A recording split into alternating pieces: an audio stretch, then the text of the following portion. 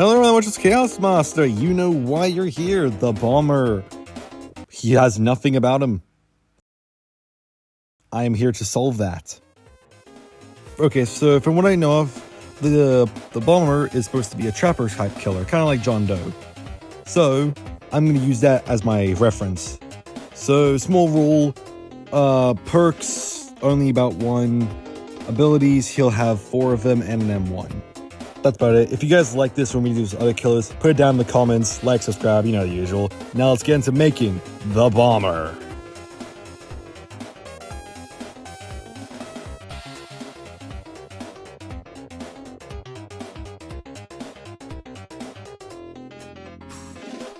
Alright, now here's the bomber. I'm going to go with his stats, which is HP, stamina, walk speed, run speed, stamina loss, and stamina regen, and a little cost just for the fun of it, alright? Alright, great. Alright, starting off, he has a 950 HP, 120 stamina, a walk speed of 8, a run speed of 27.5, stamina loss 20, and stamina regen 20, and costs 1000, because why not? You may notice that the bomber only has the ability to run for 6 seconds. That is actually on purpose, because again, he's a trapper class, he's not meant to M1 everyone. Or at least that's my idea for a trapper class. John Doe M1ing. Anyway, perk 1, Unstockable Fun. The bomber's chase audio is 25% larger and louder than the default killer's audio size. So kind of how Jason nullifies by 50%, well this guy increases it by 25%. You'll see why this is kind of important later and why I believe more in the trapper gimmick. Because you know, trapper, you're not supposed to chase him down in M1. Thank you, truck. Alright, now for his M1. Pickaxe. I don't know, pickaxe swing. I never gave it a good name. Basically, if he swings his pickaxe, it does 15 damage for 2 seconds. Again, it's not meant to be a major DPS dealer, considering that most of his DPS is supposed to be from planning attacks, not running in and swinging 24/7. Alright, ability 1, Boomling Ball. Not Bowling Ball, Boomling Ball. Basically, the bomber lights up his golden boy. His name is Golden. I got him from the voice actor video. I'll put it on screen. I freaking love it, and I love his voice, and I hope he becomes the voice actor. Anyway, the bomber gets Golden, rolls them up to one direction. Rolls for 160 studs. If it's a player or a wall, it'll blow up anyway. If it blows up, it will deal 35 damage in an 8 stud radius. Can roll up hills. So that one map, yeah, that castle, tactical airstrike. It has a 30-second cooldown. Basically, this ability is just forced to put pressure onto the survivor to keep moving around and stop looping around the killer over and over and over again, which will play into effect with ability 2 and a special thing about ability 3, which I'll mention when we get there, because ability 1 and 3 are kind of linked. You'll see what I mean.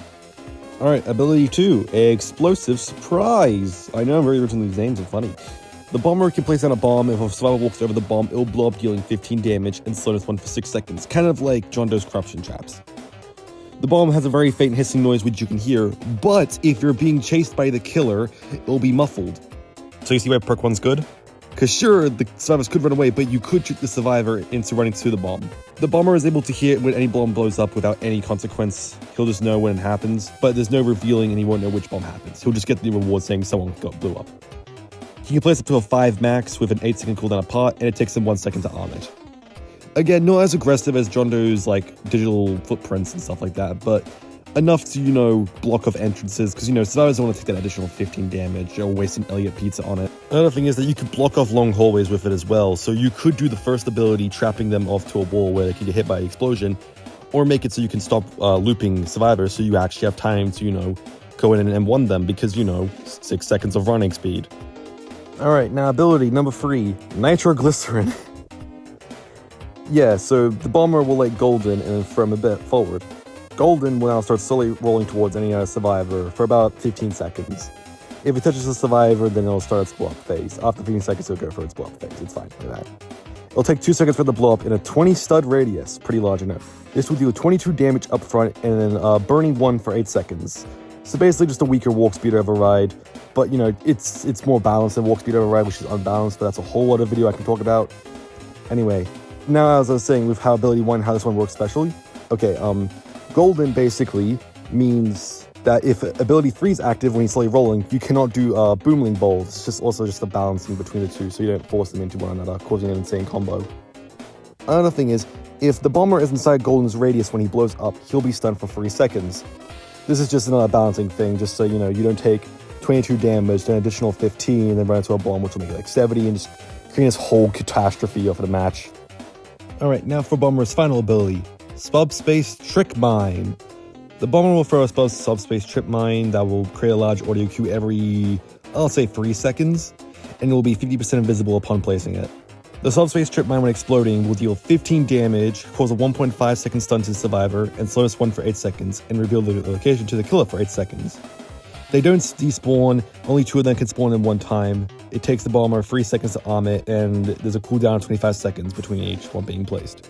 A special thing about this bomb is that every 4 seconds it hasn't blown up, it will become 5% more invisible till it becomes 95% invisible. But if the killer's chasing you, you can still hear the beeping. So ability 2 requires you to, see the bomb, while ability 4 requires you to, hear the big purple orb that explodes. And that's it. For Last Man Standing, there's a TAF skin that's also related to Bomb Survival. Last Man Standing custom song for that, I guess. It's just a stock dance for Last Man Standing audio, or if the killer wins. There's not much else to it. I hope you enjoyed this. Comment down what you want more. There's actually 2 other things I want to suggest. There's one version where I'm making TDX bosses as Forsaken killers. Another one where my friends are the killers. So if you want one of those 2, comment down below. But if you want a killer that's already in the game, like confirmed by the devs, but doesn't have a moveset, comment down as well, and we'll see how that goes. Alright, and thanks for watching, and I'll see you another time. Bye-bye!